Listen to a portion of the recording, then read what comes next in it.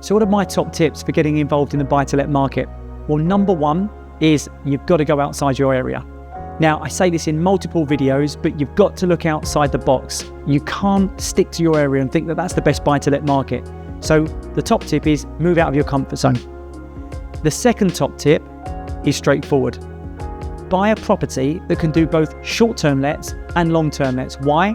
Because you want to have that diversity. You want to have the mixture of being able to let both to a short-term tenant, which can generate you 8, 9, 10% plus, and if needs must, and let's take COVID for example, where we couldn't do short-term lets, you want something where you can do normal traditional lets and it still generates you a solid income.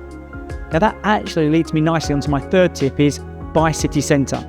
Because so many people follow the fashions during COVID, or when COVID was just taking place, they bought outside of the city centres, need for space. What's happened since? Well, the prices have fallen in those areas, city centres have boomed because people come back and they gravitate to what is the norm.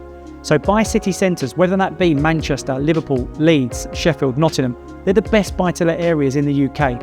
I wouldn't buy London personally. I think it's too overpriced and you don't get the same kind of percentage income. But I would buy the Manchesters, Liverpool, Leeds, Sheffield, Nottinghams, those kind of places. But the reality is for all of you out there, as I said in point number one, you've got to get out of the comfort zone and move outside of your local area. In terms of another top tip that I would say is use a management company that you know and you can trust. So many people try and do it by themselves. And what for? It's the price of a cup of coffee a day.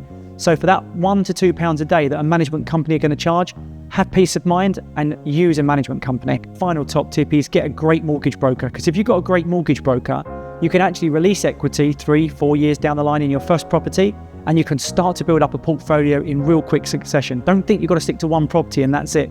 You'll be surprised how quickly compound interest kicks in and you can start to build up a portfolio.